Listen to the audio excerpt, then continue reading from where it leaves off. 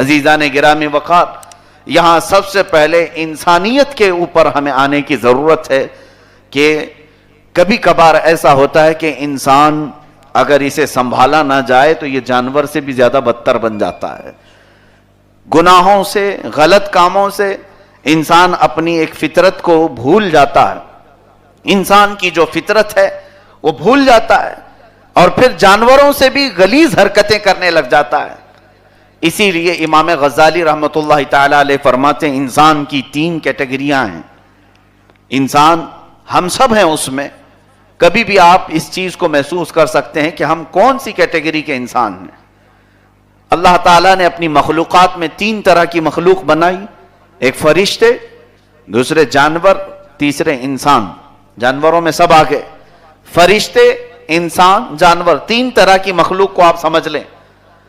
فرشتے وہ مخلوق ہیں جن کو اللہ نے عقل عطا فرمائی مگر شہوت نہیں عطا کی۔ شہوت کسے کہتے ہیں؟ گناہ کی سوچ، گناہ کا تصور جو ہمارے دل میں آتا ہے وہی شہوت ہے، نفس امارہ۔ نفس اور شہوت ایک چیز ہے، یہ فرشتوں کو نہیں دی گئی، وہ گناہ کرنا تو دور کی بات سوچ بھی نہیں سکتے، ان کو وہ چیز ہی نہیں دی گئی۔ دوسری مخلوق اللہ تعالیٰ کی جانور ہیں جن کو اللہ نے عقل نہیں عطا فرمائی، شہوت عطا کی، وہ کرتے ہیں غلط کام بہت سارے۔ جانوروں میں تو ایسا ہے کہ تھوڑے دن کے بعد جانور اپنی ماں کو بھی بھول جاتا ہے، اس کے باپ کا تو اسے پتہ نہیں ہوتا، لیکن ان میں نہ رشتہ داریوں کا کوئی خیال ہے، سب آپس میں جوڑ کھاتے ہیں، اور پھر غلیظ کھائے کہ اچھا کھائے اسے اس کا کچھ فرق نہیں ہوتا، کیونکہ اسے عقل نہیں دی گئی اور اسے احکام کا پابند نہیں بنایا گیا۔ اسی لیے عقل نہ ہونے والے کو پر نماز، روزہ، حج، زکوٰۃ فرض نہیں کی جاتی جس کی عقل نہیں، اسی لیے جانوروں پر یہ سارے احکام فرض نہیں، انہیں شہوت دی گئی۔ 2 چیزیں سمجھ لیا آپ نے، فرشتوں کو اللہ نے عقل عطا فرمائی لیکن شہوت نہیں، جانوروں کو اللہ نے شہوت عطا کی لیکن عقل نہیں۔ انسان ایک مخلوق ایسی اللہ کی جسے رب نے عقل بھی عطا کی ہے اور شہوت بھی عطا کی، یعنی انسانوں کو ایک چیز فرشتوں کی دی گئی ہے اور ایک چیز جانوروں کی دی گئی۔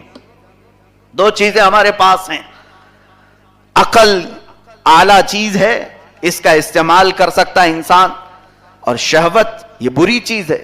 دونوں چیزیں اللہ تعالیٰ نے عطا فرمائی۔ وَهَدَيْنَاهُ النَّجْدَيْنِ، اللہ تعالیٰ نے قرآن میں فرمایا۔ اب یہاں پر امام غزالی رحمت اللہ علیہ فرماتے ہیں وہ انسان جو شہوت ہونے کے باوجود، برائی کا اس کے اندر جذبہ تھا، اس کے باوجود اپنے جسم کو مینٹین کرتا رہا، بچاتا رہا، تو وہ انسان فرشتوں سے بھی اعلیٰ بن جاتا ہے۔ اس کی وجہ یہ ہے کہ فرشتے گناہ نہیں کر رہے ہیں اس لیے کہ انہیں تو گناہ کرنے کی سوچ ہی اللہ نے نہیں دی، اور انسان اگر گناہ کرنے کی سوچ ہونے کے باوجود بچ جاتا ہے تو یہ کمال کی بات ہے کہ یہ فرشتوں سے بھی بڑا مقام حاصل کر لیتا ہے۔ دوسرا، عقل تو تمہارے پاس ہے، عقل ہونے کے باوجود اگر برائیوں سے انسان بچا نہیں تو وہ جانور سے زیادہ ذلیل ہے۔ اس کی وجہ یہ ہے کہ جانور جو برائیاں کر رہا ہے اس میں اس کا کیا قصور ہے، اسے عقل نہیں دی گئی، اسے اچھے اور برے کی پرکھ نہیں دی گئی، جانور کو عقل نہیں ہے اس لیے وہ برائیاں کر رہا ہے۔ تمہیں عقل دی گئی، باوجود اس کے اگر گناہوں میں زندگی گزر رہی ہے تو وہ جانور سے زیادہ ذلیل زندگی گزار رہا ہے۔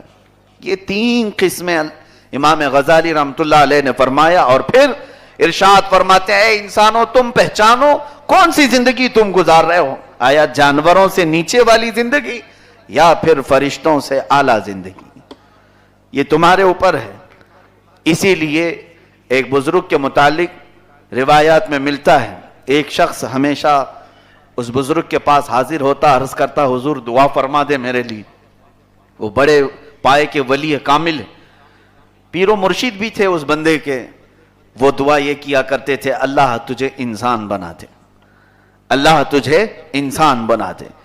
اب ظاہر سی بات ہے ہم دعا کرواتے ہیں بڑے لوگوں کے پاس، دعا کرنے والا یہ کہے اللہ تعالیٰ بھلا کرے تجھے نیک زندگی ملے، روزی میں برکت ہو، اولاد میں برکت ہو، یہ ساری دعائیں تو سننے کے ہم خواہش مند ہوتے ہیں.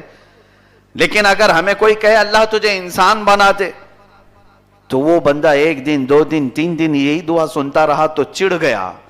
کہا کہ حضور بار بار آپ یہی دعا کرتے ہیں میرے لیے، میں انسان ہوں تو آپ بار بار مجھے یہ کیوں کہتے ہیں کہ اللہ تجھے انسان بنا دے؟ آپ نے اس سے کہا تم اس طرح خوفزدہ اور غصے میں نہ آؤ، قریب آؤ. اپنی ٹوپی اتاری اور اس کے سر پر رکھا. جیسے اس کے سر پر رکھا وہ چیخ مار کر اچھل کود کرنے لگا محفل میں، ہر جگہ ادھر سے ادھر. اس بزرگ نے فرمایا اسے قابو میں لو، پکڑو.